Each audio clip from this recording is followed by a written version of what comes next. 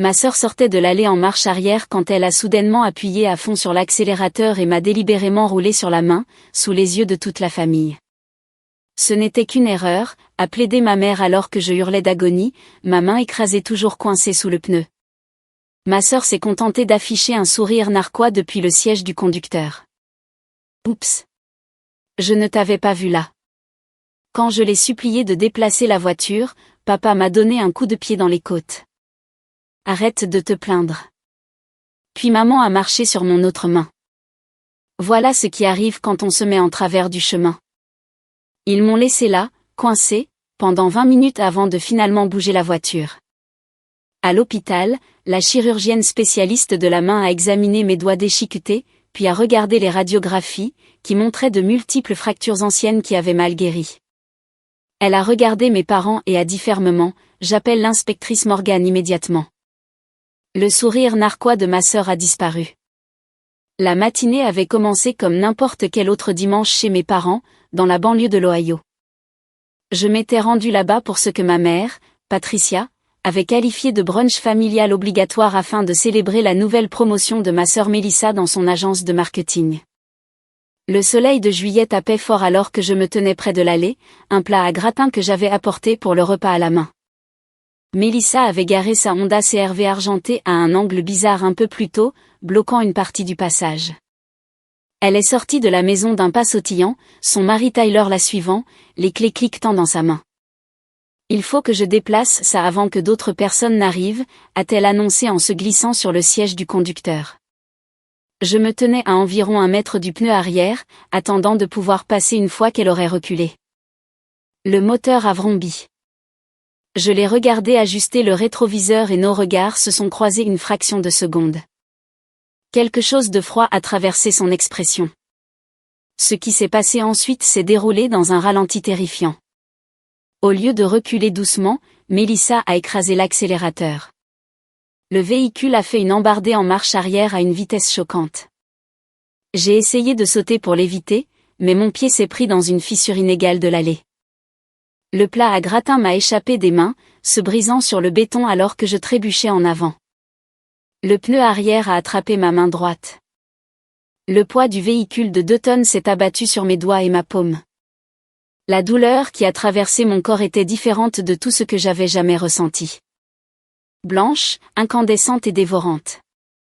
J'ai entendu des os se briser avec des craquements écœurants. Mon cri a déchiré le calme du quartier. « Arrête, Mélissa. Arrête. » Mais elle ne s'est pas arrêtée. La voiture est restée là, moteur au ralenti, ma main piégée sous le pneu. Je sentais le caoutchouc presser ma chair contre le béton rugueux. Le sang a commencé à former une flaque autour de mon poignet. À travers mes larmes, j'ai vu le visage de Mélissa dans le rétroviseur latéral. Elle souriait narquoisement, oui, elle souriait narquoisement. Ma mère est sortie de la maison en courant, mon père, Roger, juste derrière elle. Pendant un instant désespéré, j'ai cru qu'ils allaient m'aider. J'ai cru que ce cauchemar allait prendre fin. C'était juste une erreur, a hurlé Patricia, mais elle regardait Mélissa, pas moi. Juste une erreur, n'est-ce pas, chérie? Fais-la bouger la voiture, ai-je sangloté, essayant de libérer ma main écrasée. Chaque minuscule mouvement envoyait de nouvelles vagues d'agonie qui irradiaient dans mon bras. S'il vous plaît, bougez la voiture. Mélissa a baissé la vitre, se penchant légèrement. Le sourire narquois s'était transformé en un large sourire. Oups, je ne t'avais pas vu là. Bouge la voiture, ai-je supplié. Au lieu de cela, mon père s'est approché et m'a donné un violent coup de pied dans les côtes. L'impact m'a coupé le souffle. Arrête de te plaindre. J'ai cherché de l'air, incapable de comprendre ce qui se passait. Mon propre père venait de me donner un coup de pied alors que j'étais coincé sous une voiture. Ma main libre grattait le béton, cherchant un appui, n'importe quoi. Patricia s'est approchée. J'ai tendu ma main gauche vers elle, suppliant silencieusement. Elle m'a regardé avec une expression que j'avais vue d'innombrables fois pendant mon enfance. Du dégoût mêlé d'irritation. Puis elle a levé son pied et l'a écrasé de toutes ses forces sur mes doigts tendus. Les os de ma main gauche ont craqué sous son talon. Voilà ce qui arrive quand on se met en travers du chemin, a-t-elle sifflé. Je ne pouvais même plus crier. La douleur était devenue si écrasante que ma voix s'était simplement éteinte. Je suis restée là, sur le béton, les deux mains détruites, luttant pour respirer à cause du coup de pied de mon père dans les côtes, tandis que ma famille se tenait autour de moi comme des spectateurs dans un zoo. Tyler a sorti son téléphone, mais il n'appelait pas à l'aide. Il envoyait un SMS. Melissa avait coupé le moteur mais restait sur le siège du conducteur, faisant défiler son téléphone comme si de rien n'était. Mes parents se sont retirés sur le porche, s'asseyant sur les meubles en osier et reprenant une conversation sur la question de savoir s'ils devaient refaire la terrasse cet été. 20 minutes se sont écoulées. Je le sais parce que je regardais l'horloge numérique sur le tableau de bord de Melissa à travers la vitre arrière. 20 minutes à rester allongée avec ma main droite coincée, ma main gauche lancinante là où ma mère l'avait piétinée, mes côtes hurlant à chaque respiration superficielle.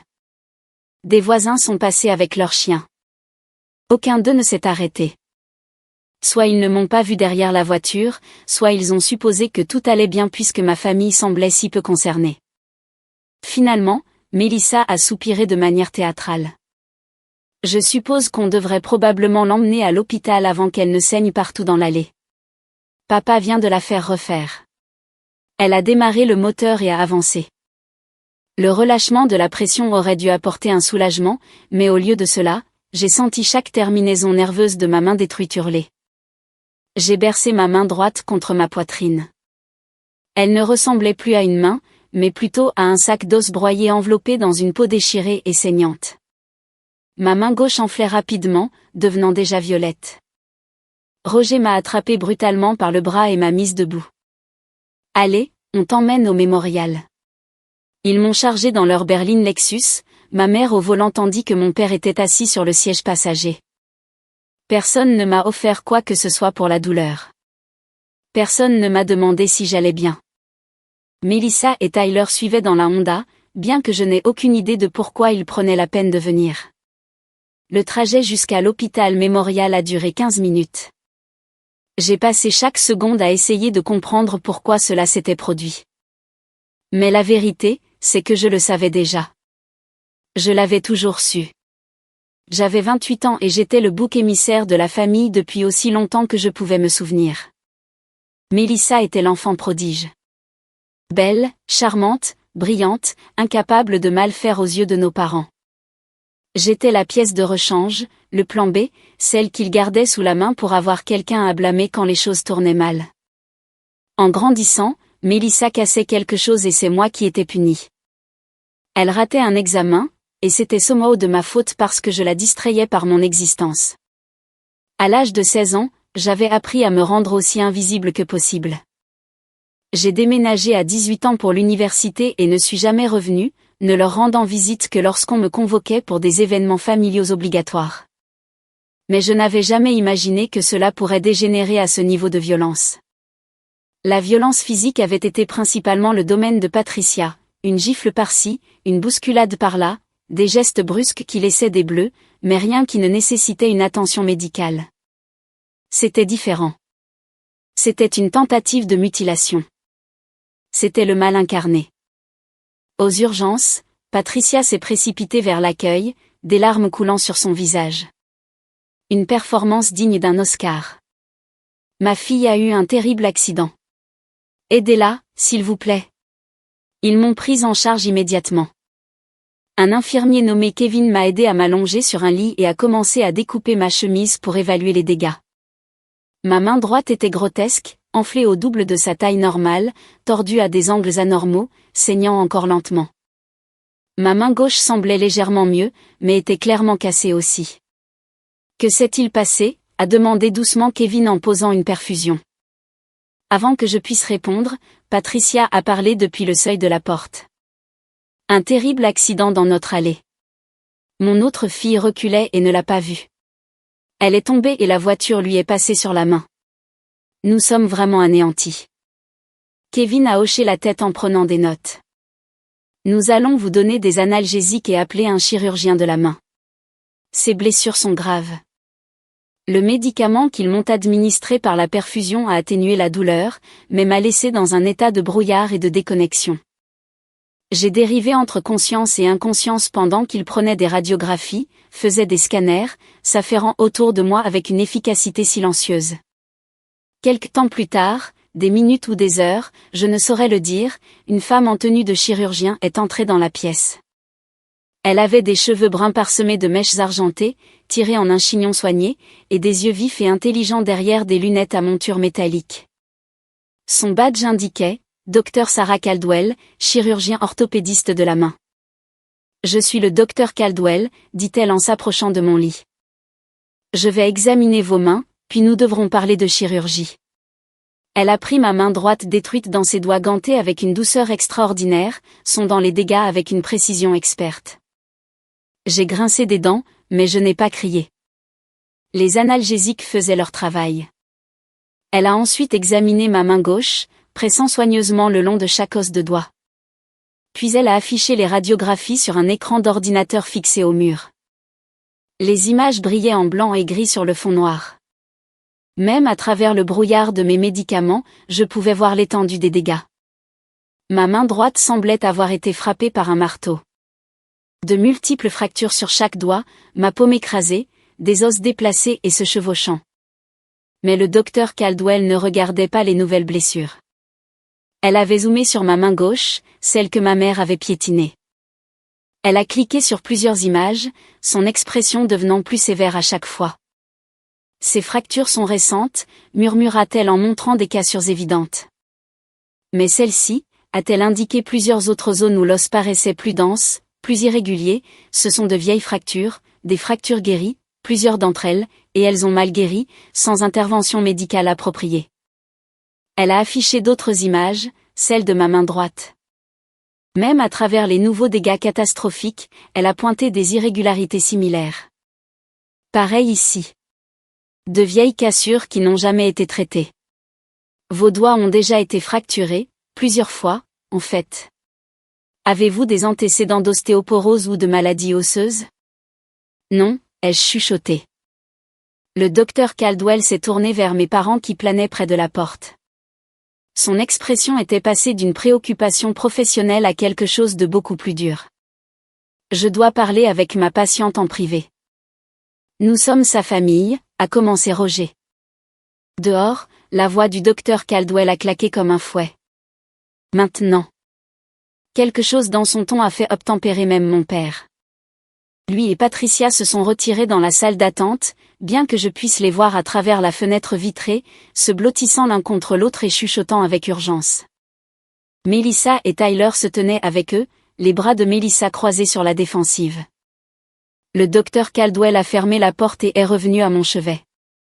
Je suis chirurgienne de la main depuis 23 ans. Je connais la différence entre les blessures accidentelles et les blessures intentionnelles. Je sais aussi à quoi ressemble la maltraitance chronique sur une radiographie. Elle a de nouveau montré mes clichés. Ces vieilles fractures. Quelqu'un vous a délibérément cassé les doigts, probablement en les pliant à l'envers ou en les écrasant à plusieurs reprises sur plusieurs années. Elles n'ont jamais été réduites, jamais immobilisées, jamais traitées correctement. Des larmes ont coulé des coins de mes yeux. J'avais oublié ces blessures. Ou peut-être m'étais-je forcé à les oublier. En 5e, quand Patricia m'avait claqué la main dans une portière de voiture pour avoir eu un B en maths. En première année de lycée, quand elle m'avait tordu les doigts jusqu'à ce qu'ils craquent parce que j'avais oublié de faire la vaisselle. En seconde, un autre doigt pour une transgression dont je ne me souvenais même plus. Il y a d'autres signes aussi, a poursuivi doucement le docteur Caldwell. Quand l'infirmier a retiré votre chemise, il a documenté des ecchymoses sur votre torse à différents stades de guérison, des blessures de défense sur vos avant-bras, des cicatrices compatibles avec des brûlures de cigarettes sur vos épaules. Et le schéma de blessure d'aujourd'hui. Une voiture qui vous roule sur la main alors que vous êtes immobile, suivie d'une blessure par écrasement à votre autre main. Ce n'est pas un accident. C'est une agression. Ils nieront tout, ai-je dit d'une voix rauque. J'en suis sûr. Le docteur Caldwell a redressé sa mâchoire. C'est pourquoi j'appelle l'inspectrice Morgan immédiatement. Elle dirige la brigade des violences domestiques. Elle voudra entendre votre histoire. À travers la vitre, j'ai vu la tête de ma mère se redresser brusquement. Elle n'aurait pas pu entendre ce que le docteur Caldwell avait dit, mais quelque chose dans le langage corporel du médecin devait l'avoir communiqué la menace. Patricia a attrapé le bras de Melissa, parlant rapidement. Le sourire narquois de Melissa avait complètement disparu, remplacé par une panique aux yeux écarquillés. Le docteur Caldwell a sorti son téléphone et a composé un numéro. Inspectrice Morgan, c'est Sarah Caldwell du Mémorial. J'ai une patiente ici avec des blessures compatibles avec des violences domestiques graves, y compris des preuves de maltraitance chronique sur plusieurs années. Oui, je les garderai ici. La famille est dans la salle d'attente en ce moment. Ils ne savent pas encore que je vous appelle. Elle a écouté un instant, puis m'a regardé. Quels sont les noms de vos parents? Patricia et Roger Winters. Le docteur Caldwell a relayé l'information. La sœur qui aurait causé la blessure d'aujourd'hui est Melissa. Je ne connais pas son nom de famille. Elle est ici avec son mari. Oui, je veillerai à ce que personne ne parte. Merci. Elle a raccroché et a croisé mon regard. L'inspectrice Morgan est à 15 minutes. Elle amène des renforts. Votre famille ne sortira pas de cet hôpital sans être interrogée. Un calme étrange s'est installé en moi. Pour la première fois de ma vie, quelqu'un en position d'autorité prenait mon parti. Quelqu'un regardait les preuves et me croyait sans que j'aie à dire un mot. Qu'est-ce qui se passe maintenant? Ai-je demandé. Maintenant, je vous maintiens à l'aise pendant que nous attendons l'inspectrice. Ensuite, après qu'elle aura fini de vous interroger, je vous emmènerai en chirurgie. Votre main droite est gravement endommagée, mais je crois que je peux la sauver. Cela nécessitera plusieurs broches, peut-être des greffes osseuses, et une reconstruction approfondie. Votre main gauche a également besoin d'une intervention chirurgicale, mais c'est moins critique. Nous ferons la main droite aujourd'hui et programmerons la gauche pour plus tard cette semaine. Elle a fait une pause, son expression s'adoucissant légèrement. Votre convalescence sera longue. De la kinésithérapie pendant des mois, voire des années, mais vous êtes jeune et en bonne santé par ailleurs. Avec un traitement approprié, vous devriez retrouver la plupart des fonctions de vos deux mains. Les os guériront correctement cette fois. À travers la fenêtre, j'ai regardé Patricia se disputer avec Melissa. Les deux femmes n'arrêtaient pas de jeter des coups d'œil vers ma chambre. Tyler avait de nouveau sorti son téléphone, appelant probablement un avocat. Roger faisait les 100 pas, le visage rouge de colère. Ils vont essayer de partir, ai-je dit. La sécurité de l'hôpital est déjà aux sorties, a répondu le docteur Caldwell. Je les ai appelés avant d'appeler l'inspectrice Morgan. Personne de votre famille ne quittera ce bâtiment. Une infirmière est entrée pour vérifier mes constantes et ajuster mes analgésiques. Elle travaillait en silence, mais j'ai surpris son regard complice avec le docteur Caldwell. Elles avaient déjà traité des cas comme le mien. L'inspectrice Morgan est arrivée en 13 minutes. Je l'ai regardée à travers la fenêtre entrer dans la salle d'attente, son badge déjà sorti. C'était une grande femme noire aux cheveux courts et à l'air d'autorité absolue. 2 officiers en uniforme la flanquaient. Les réactions de ma famille en disaient long. La main de Patricia s'est portée à sa gorge, sa bouche formant un O parfait de surprise. Roger a fait un pas en arrière, manquant de trébucher sur une chaise. Tyler a attrapé la main de Melissa, mais elle l'a retirée brusquement, son visage devenant d'un rouge lait. Melissa a commencé à marcher vers la sortie, mais l'un des officiers en uniforme s'est déplacé pour lui barrer le chemin. L'inspectrice Morgan leur a parlé pendant plusieurs minutes. Je ne pouvais pas entendre les mots, mais je pouvais lire le langage corporel. Elle leur disait de rester sur place, qu'elle devait parler à chacun d'eux. Patricia pleurait maintenant, de vraies larmes cette fois, pas la comédie qu'elle avait jouée plus tôt. Roger n'arrêtait pas de secouer la tête, faisant des gestes emphatiques en direction de ma chambre. Puis l'inspectrice Morgan s'est dirigée vers moi. Le docteur Caldwell l'a rejointe à la porte. Elles ont parlé brièvement dans le couloir avant d'entrer toutes les deux dans ma chambre. Je suis l'inspectrice Cynthia Morgan, dit-elle en s'approchant de mon lit avec un petit carnet à la main. Le docteur Caldwell m'a informé de vos blessures. J'ai besoin d'entendre ce qui s'est passé aujourd'hui avec vos propres mots. Prenez votre temps. Je lui ai tout raconté, l'aller, l'accélération délibérée, le sourire narquois sur le visage de Mélissa, le coup de pied de mon père, ma mère piétinant mon autre main, les 20 minutes d'attente. Son stylo se déplaçait régulièrement sur la page, enregistrant chaque détail. Et ce n'était pas le premier incident de violence, a-t-elle demandé. Non. Le mot est sorti comme un murmure. Parlez-moi des anciennes blessures que le docteur Caldwell a trouvées. Je l'ai guidé à travers les souvenirs que j'avais si durement essayé d'enterrer. La portière de la voiture, les doigts tordus, d'autres incidents, être poussé dans les escaliers, avoir la tête cognée contre un mur, être enfermé dans un placard pendant des heures en guise de punition. Chaque souvenir était comme retirer un éclat d'obus d'une vieille blessure. L'expression de l'inspectrice Morgan est restée neutre, mais sa prise sur son stylo s'est resserrée. Avez-vous déjà signalé l'un de ces incidents? J'ai essayé une fois, en seconde. J'en ai parlé à une conseillère d'orientation. Elle a convoqué mes parents pour une réunion.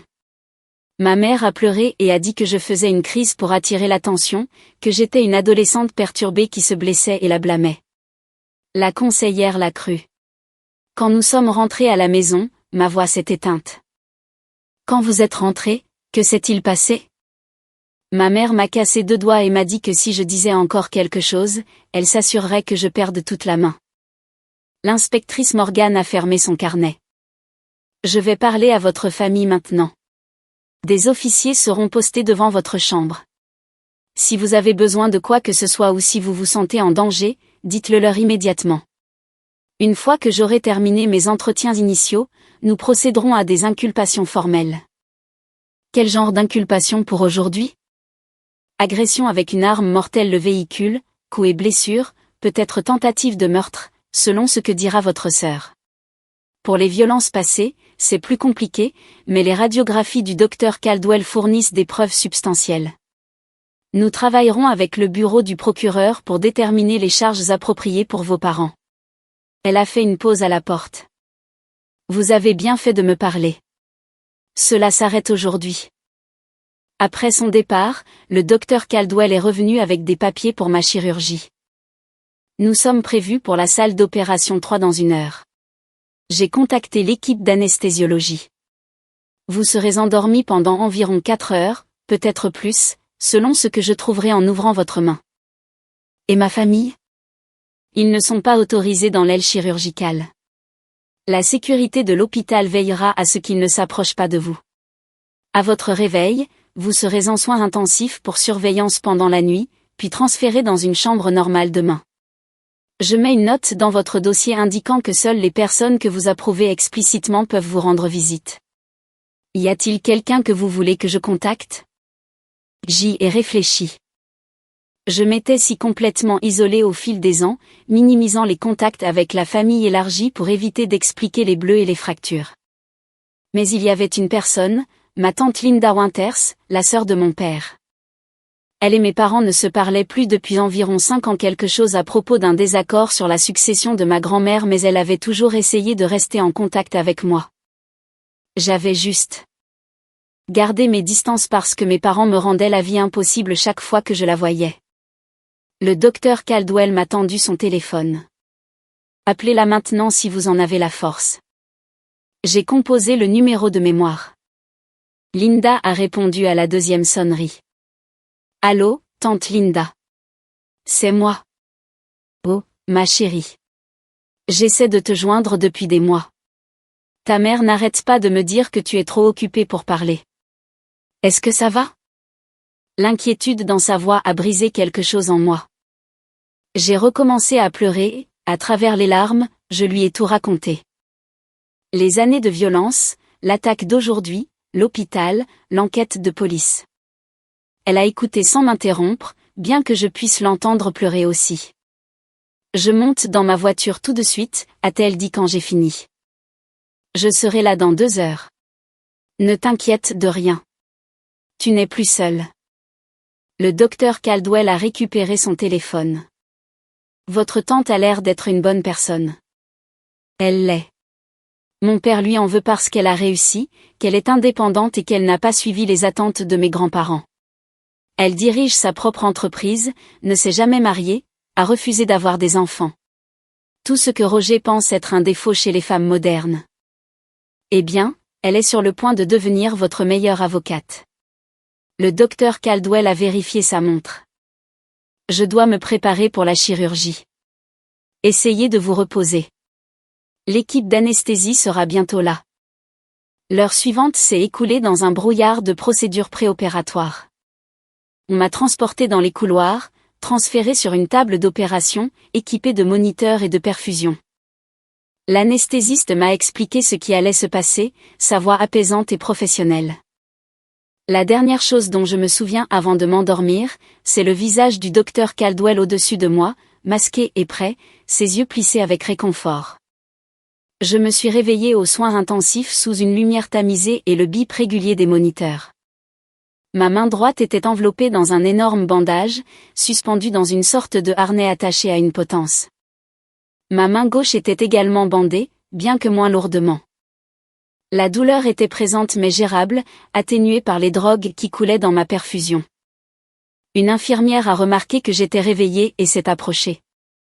Bon retour parmi nous. L'opération s'est bien passée. Le docteur Caldwell passera dans la matinée pour tout vous expliquer, mais elle voulait que je vous dise qu'elle est très satisfaite du résultat. Combien de temps ai-je dormi? Environ 5 heures au total. Il est un peu plus de minuit maintenant. Ma tante est là? L'infirmière a souri. Elle est dans la salle d'attente familiale. Je vais lui dire que vous êtes réveillé. Elle peut vous rendre visite quelques minutes, mais ensuite vous devez vous reposer. Linda est apparue en quelques minutes, les yeux rougis mais le regard féroce. Elle m'a embrassé le front avec précaution, en évitant tout l'équipement médical. Ma courageuse fille. Je suis tellement désolée de ne pas avoir été là pour toi avant. J'aurais dû me battre plus fort pour rester dans ta vie. Ce n'est pas ta faute.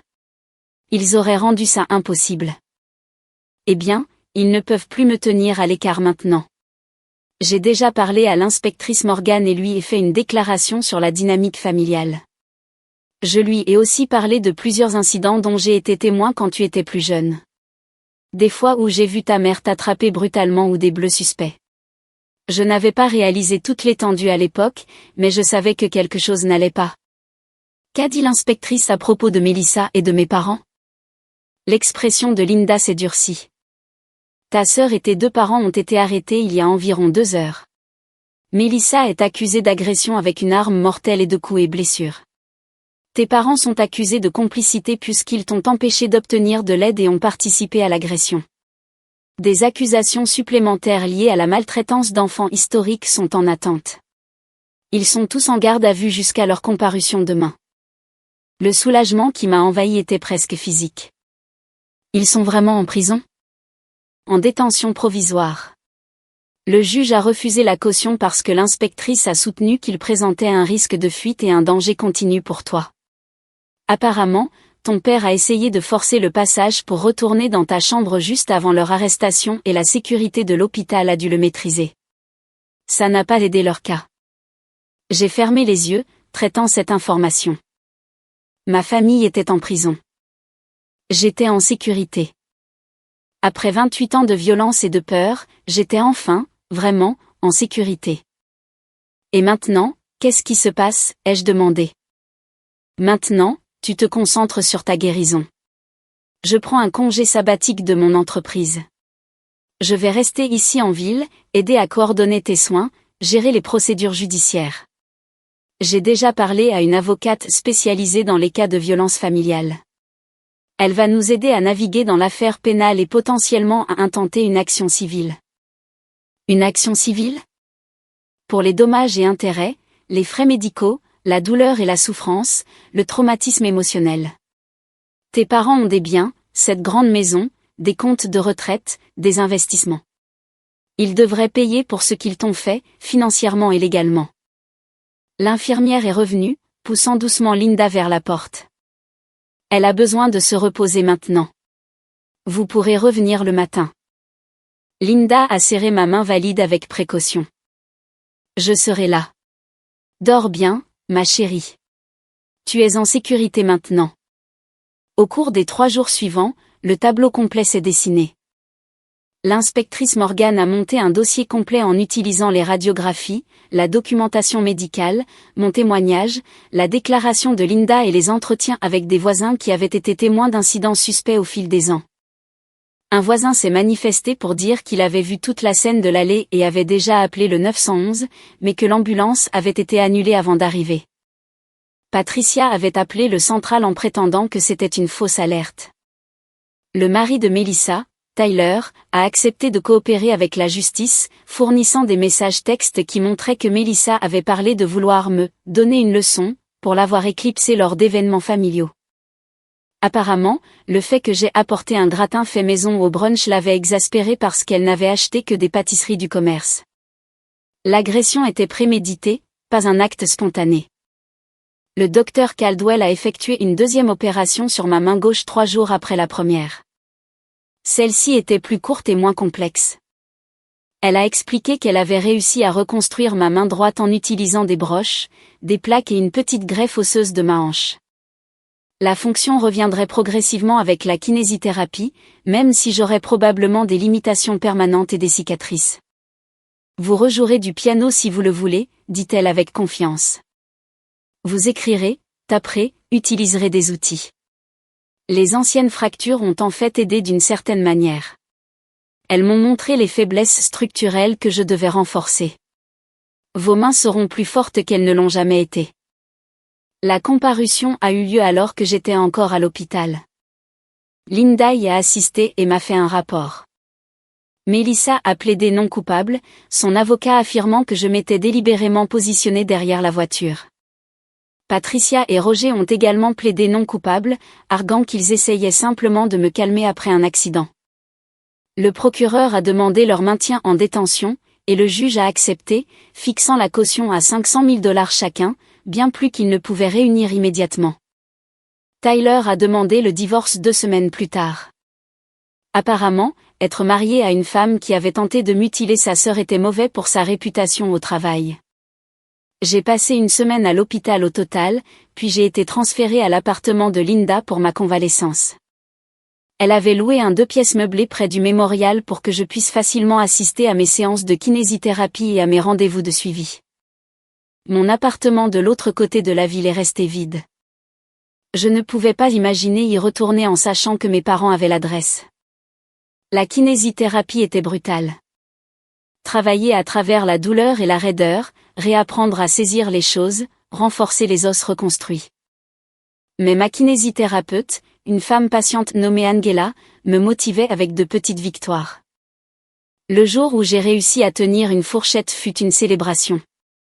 Le jour où j'ai écrit mon nom m'a fait pleurer.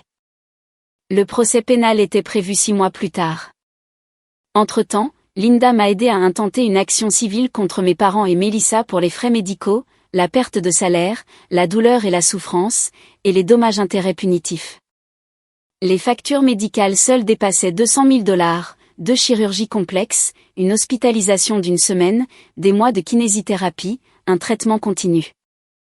Notre avocate au civil, une femme brillante nommée Valérie, était optimiste. L'affaire pénale est solide, ce qui nous aide. Mais même s'ils sont acquittés au pénal, la norme civile est moins élevée.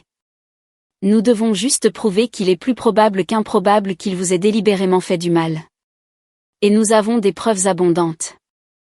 3 mois après l'incident, j'avais retrouvé suffisamment de fonctions dans mes mains pour reprendre le travail à temps partiel.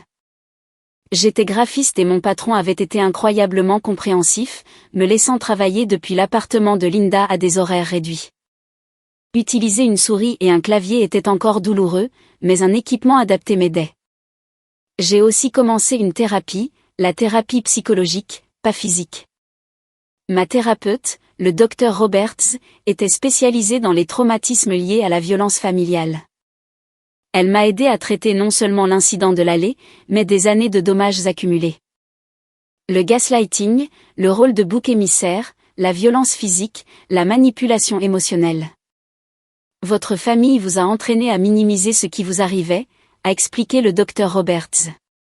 Ils vous ont fait croire que vous le méritiez, que c'était normal, que vous étiez le problème. Désapprendre ce conditionnement prend du temps. Les séances de thérapie étaient plus difficiles que la kinésithérapie à bien des égards.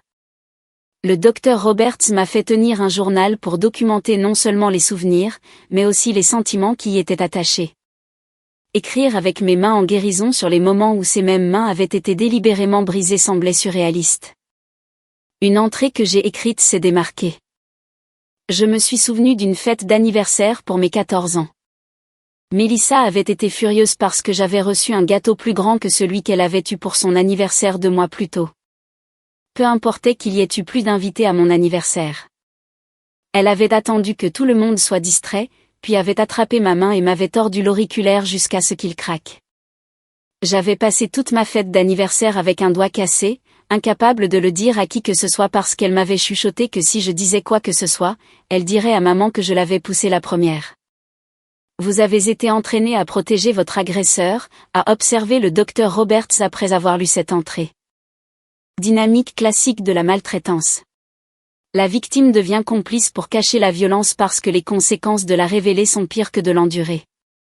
Elle m'a aussi aidé à comprendre la dynamique de l'enfant prodige bouc émissaire qui avait défini mon enfance. Mélissa avait besoin que vous échouiez pour qu'elle puisse réussir aux yeux de vos parents, a expliqué le docteur Roberts. Votre mère avait besoin de quelqu'un à blâmer pour son propre malheur et ses lacunes. Votre père avait besoin de quelqu'un qu'il pouvait dominer pour se sentir puissant. Vous remplissiez une fonction dans leur système dysfonctionnel. Lorsque vous avez commencé à construire une vie indépendante, à vous éloigner d'eux, vous avez menacé ce système. Donc, l'incident de l'allée visait à me ramener dans le giron, ai-je demandé. Possiblement.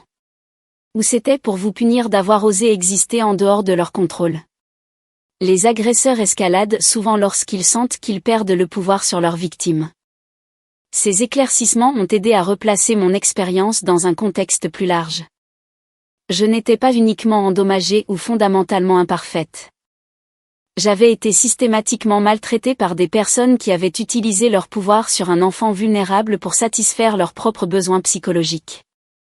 Le procès a commencé par un froid matin de janvier, 7 mois après que Mélissa m'ait roulé sur la main. Linda était assise à côté de moi dans la salle d'audience, tenant doucement ma main gauche cicatrisée. L'inspectrice Morgan a témoigné en premier, guidant le jury à travers son enquête. Le docteur Caldwell a suivi, présentant les radiographies et expliquant en détail clinique comment les anciennes fractures prouvaient une maltraitance chronique.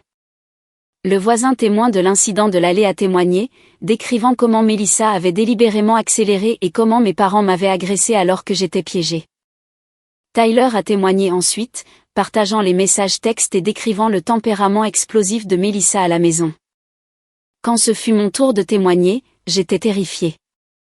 Mais alors que j'étais assise à la barre des témoins et que je regardais ma famille assise à la table de la défense, Mélissa en combinaison orange, mes parents à ses côtés, j'ai senti quelque chose changer. Ils semblaient petits, impuissants. Leur capacité à me faire du mal avait disparu. J'ai raconté mon histoire, toute mon histoire. Les années de violence, les incidents spécifiques, la peur, la douleur. Le procureur m'a guidé à travers les dossiers médicaux, me faisant identifier chaque blessure et expliquer ce qui l'avait causée. Les avocats de la défense ont essayé de me discréditer, suggérant que j'exagérais ou que mes souvenirs étaient erronés, mais les radiographies ne mentaient pas. Le jury a délibéré pendant 2 jours. Lorsqu'ils sont revenus, le verdict était unanime. Coupable sur tous les chefs d'accusation pour les 3 accusés. Mélissa a écopé de 8 ans pour agression avec une arme mortelle. Patricia a reçu 6 ans pour coups et blessures et maltraitance d'enfants. Roger a reçu 5 ans pour coups et blessures et maltraitance d'enfants. La salle d'audience a explosé. Patricia s'est lamentée, tendant la main vers moi alors que les huissiers l'emmenaient. Tu as détruit cette famille. Espèce d'ingrate. Le marteau du juge l'a interrompu. Faites sortir l'accusé. Mélissa n'a rien dit pendant qu'on l'emmenait, mais le regard qu'elle m'a lancé était de la haine pure. J'ai croisé son regard et n'ai pas bronché. Qu'elle me déteste. Elle ne pouvait plus me toucher. Après le verdict, l'inspectrice Morgan m'a trouvé dans le couloir à l'extérieur de la salle d'audience. Je voulais que vous sachiez quelque chose, dit-elle en me prenant à part. Mon estomac s'est noué. J'avais oublié cette période. La classe de 5e avait été particulièrement difficile. J'avais été au tableau d'honneur alors que Melissa avait à peine obtenu la moyenne. Elle faisait du « doctor shopping », a poursuivi l'inspectrice Morgan, s'assurant qu'aucun médecin ne voit un schéma. C'est de la maltraitance sophistiquée. Cela montre une préméditation et une conscience de culpabilité. Le procureur a utilisé ces dossiers pour plaider en faveur de peines plus longues. Il y a plus, a-t-elle ajouté, sa voix s'adoucissant. Tyler s'est manifesté avec autre chose après avoir témoigné. Il a dit qu'environ 3 mois avant l'incident de l'allée, Melissa lui avait posé des questions hypothétiques sur les accidents et la responsabilité. Des choses comme savoir si quelqu'un pouvait être inculpé si un accident se produisait sur une propriété privée ou s'il n'y avait pas de témoins. Il pensait qu'elle s'inquiétait de l'assurance responsabilité civile pour leur maison. Maintenant, il réalise qu'elle planifiait quelque chose. La nature calculée de tout cela m'a rendu malade. Ce n'était pas un moment de rage ou de perte de contrôle. Melissa avait pensé à me faire du mal pendant des mois. Je vous dis cela parce que parfois les victimes se blâment, a dit l'inspectrice Morgan. Elles se demandent ce qu'elles ont fait pour provoquer la violence, si elles auraient pu l'empêcher. Je veux que vous compreniez que rien de ce que vous avez fait ou n'avez pas fait n'aurait changé leur comportement. Votre sœur allait vous faire du mal quoi qu'il arrive. Vos parents allaient le permettre quoi qu'il arrive. C'était une question de qui ils sont, pas de qui vous êtes. Ces mots sont restés avec moi pendant la condamnation et au-delà. En thérapie, le docteur Roberts m'a aidé à travailler sur les implications, la planification, la délibération, les années de cruauté calculées déguisées en dynamique familiale. Reconnaître que c'était intentionnel et douloureux, a expliqué le docteur Roberts lors d'une séance. Parce que cela signifie accepter que les personnes qui étaient censées vous aimer et vous protéger ont choisi de vous faire du mal à la place. Mais cela vous libère aussi du fardeau de penser que vous l'avez provoqué ou que vous auriez pu y remédier. Les semaines qui ont suivi le procès pénal ont apporté des révélations inattendues. Des membres de la famille élargie que je connaissais à peine ont commencé à me contacter. Une cousine que je n'avais pas vue depuis l'enfance m'a envoyé un long email décrivant ses propres expériences lors des réunions de famille, comment elle avait remarqué la façon dont mes parents me traitaient différemment, à quel point cela la mettait mal à l'aise, comment sa propre mère avait cessé de l'amener aux événements familiaux à cause de cela. Un oncle du côté de ma mère a appelé pour s'excuser. J'ai vu des choses au fil des ans, a-t-il admis. La façon dont Patricia t'attrapait, les bleus, l'air effrayé que tu avais toujours. Je me suis dit que ce n'était pas mes affaires. Que chaque famille a sa propre façon de faire les choses. J'avais tort. J'aurais dû dire quelque chose. J'aurais dû t'aider. Ces excuses signifiaient quelque chose, mais elles faisaient aussi mal. Combien de personnes avaient remarqué et n'avaient rien dit? Combien d'opportunités d'intervention avaient été manquées parce que des adultes avaient décidé que protéger la réputation de la famille était plus important que de protéger un enfant? Linda m'a aidé à naviguer dans ces conversations. Certaines relations valaient la peine d'être sauvées, d'autres non. Son test décisif était simple, veulent-ils l'absolution ou veulent-ils aider? Appellent-ils pour se sentir mieux par rapport à leur inaction, ou offrent-ils un soutien sincère maintenant? La plupart tombaient dans la première catégorie. Ils voulaient que je leur pardonne, que je leur dise que ce n'était pas grave qu'ils n'aient rien fait. Je n'étais pas prête pour ce genre de grâce, et le docteur Roberts a soutenu ma décision de maintenir des limites. Le pardon n'est pas quelque chose que vous devez à qui que ce soit, m'a-t-elle rappelé. C'est un cadeau que vous pourriez choisir de donner quand et si vous êtes prête. En ce moment, votre travail est de guérir, pas de mettre les autres à l'aise avec leur complicité. Le procès civil fut presque un anticlimax après cela. Avec les condamnations pénales obtenues, l'affaire civile était simple. Le jury m'a accordé 1,2 million de dollars de dommages et intérêts, frais médicaux, perte de salaire, douleur et souffrance, et dommages-intérêts punitifs pour punir les accusés de leur conduite odieuse. Mes parents devraient vendre leur maison et liquider leur compte de retraite. Melissa paierait le jugement pour le reste de sa vie. L'argent m'importait peu. Pas vraiment. Ce qui comptait, c'était la validation. Un tribunal avait examiné les dénégations de ma famille et mes preuves et avait dit, « Nous vous croyons. Ce qu'ils ont fait était mal. Vous méritiez mieux. » Un an après l'incident de l'allée, j'avais retrouvé environ 70% de la fonction de ma main droite et 90% de ma main gauche. Le docteur Caldwell était satisfaite de mes progrès. J'avais commencé à fréquenter quelqu'un que j'avais rencontré dans un groupe de soutien pour survivants de violence, un homme gentil nommé James, qui comprenait quand j'avais besoin d'espace et de patience. J'avais obtenu une promotion au travail, mon patron étant impressionné par la façon dont je m'étais adapté et avait continué à produire des designs de qualité malgré mes limitations. Linda et moi étions devenus incroyablement proches. Elle était devenue la mère que je n'avais jamais eue. Solidaire, aimante, réellement intéressée par mon bien-être. Elle m'a aidé à trouver un nouvel appartement, dont ma famille ne connaîtrait jamais l'adresse. Elle m'a accompagné à mes rendez-vous de kinésithérapie et de conseils. Elle a célébré mes petites victoires et m'a aidé à surmonter les revers. Le jour anniversaire de l'agression, elle m'a emmené dîner dans mon restaurant préféré. Au dessert, elle m'a tendu une enveloppe. Qu'est-ce que c'est ? Ouvre-la.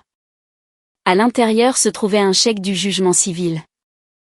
Le premier paiement effectué après la vente forcée de la maison de mes parents. C'était substantiel. Je n'en veux pas, ai-je dit immédiatement. Je sais, mais tu l'as mérité. Chaque centime représente la justice pour ce qu'ils t'ont fait. Ma suggestion, utilise une partie pour financer ta guérison, un meilleur appartement, une thérapie continue, peut-être des vacances dans un endroit où tu as toujours voulu aller. Place le reste dans des investissements. Construis l'avenir qu'ils ont essayé de te voler. J'ai regardé le chèque, mes mains cicatrisées, cette femme qui s'était battue pour moi quand mes propres parents ne l'avaient pas fait. Je veux en utiliser une partie pour aider d'autres personnes. Faire un don à des organisations de lutte contre la violence domestique. Peut-être financer des groupes de soutien. Linda a souri. C'est bien ma fille. Transformer la douleur en un but. J'ai pensé à ma sœur, assise dans une cellule de prison, croyant probablement encore qu'elle n'avait rien fait de mal. J'ai pensé à ma mère, pleurant son statut perdu et sa vie confortable. J'ai pensé à mon père, dépouillé de son autorité et de son contrôle. Je ne ressentais pour eux que de la pitié. Ils avaient passé 28 ans à essayer de me briser, à essayer de me rendre petite et effrayée et convaincue que je méritais leur cruauté. Et pendant longtemps, ça a marché. J'avais cru à leurs mensonges. J'avais minimisé la violence. Je m'étais rendue invisible. Mais le docteur Caldwell avait regardé une radiographie et vu la vérité qu'ils avaient si durement essayé de cacher.